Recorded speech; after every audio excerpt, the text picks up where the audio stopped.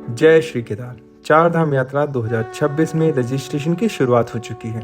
अगर आप इस साल बाबा केदारनाथ धाम या फिर बाकी धामों में दर्शन करना चाहते हैं तो आपने बिल्कुल सही वीडियो को क्लिक किया है और ऐसा भी कह सकते हैं कि आपके लिए बाबा का बुलावा आ चुका है।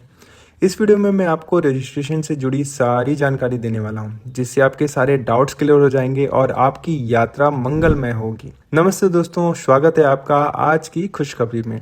अगर आप भी इस साल चार धाम यात्रा की प्लानिंग कर रहे हैं तो आपने सबसे पहले जो जरूरी काम है वो है रजिस्ट्रेशन का।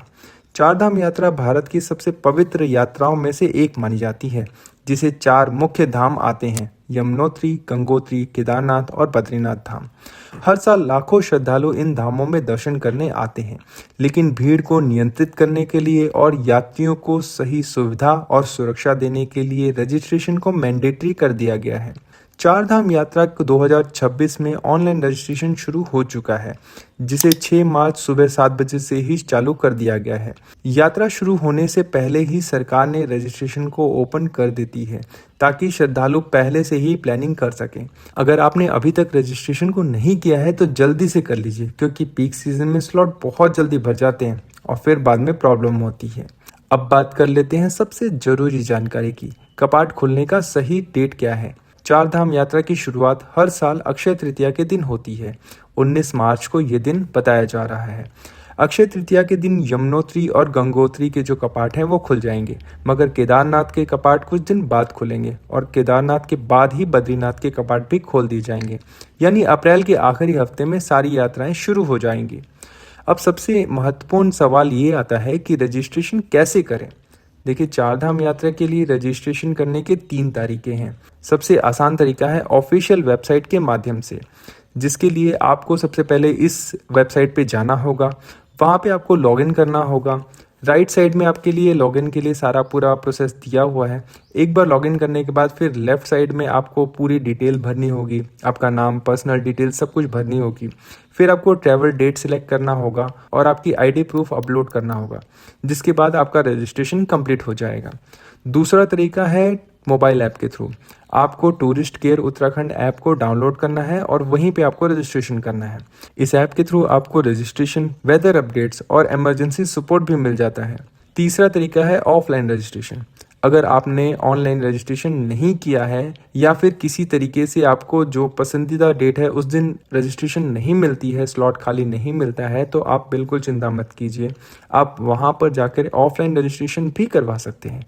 ये काउंटर आमतौर पर 3 जगहों पर लगते हैं: हरिद्वार, ऋषिकेश और देहरादून। हरिद्वार के लिए मैंने ऑलरेडी एक वीडियो बना रखा है, अगर आप चाहें तो आई बटन में जाकर के वो क्लिक करके देख सकते हैं। लेकिन पीक सीजन में ऑफलाइन रजिस्ट्रेशन बहुत ही ज़्यादा लंबी हो जाती है, जिसके बाद में आपको थोड़ा सा स्ट्रगल करना पड़ सकता है। ये बात आप जरूर ध्यान में रखें। अब बात कर लेते हैं रजिस्ट्रेशन करते समय आपको क्या क्या चीज़ों की ज़रूरत पड़ सकती है। आपके पास होना चाहिए आधार कार्ड या फिर आईडी प्रूफ। आपको अपना मोबाइल नंबर देना है और उसके बाद ईमेल एड्रेस भी। साथ में आपको वो ट्रैवल डेट भी बतानी है जब आपको जहाँ पे दर्शन करने जाना है उसके लिए। रजिस्ट्रेशन कंप्लीट होने के बाद आपको एक क्यूआर कोड या फिर रजिस्ट्रेशन स्लिप मिलेगी। यात्रा के दौरान कई चेक पॉइंट्स पर इसे स्कैन किया जा सकता है, इसलिए मोबाइल में और प्रिंट आउट दोनों अपने पास जरूर रखें, ताकि बाद में आपको कोई भी स्ट्रगल करना ना पड़ सके।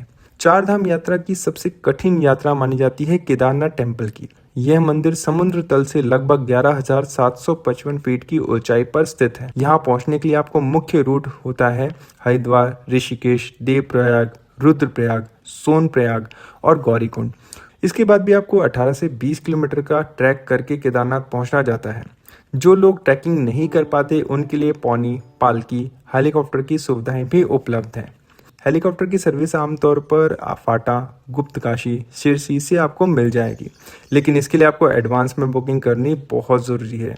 इसके अलावा कुछ जरूरी टिप्स जो आपके लिए लाइफ सेवर्स का काम कर सकते हैं: हमेशा वेदर अपडेट चेक करते रहें, पहाड़ों में धीरे धीरे ट्रैवल करें, गर्म कपड़े हमेशा अपने पास रखें और साथ में रखें अपना मेडिसिन का किट भी।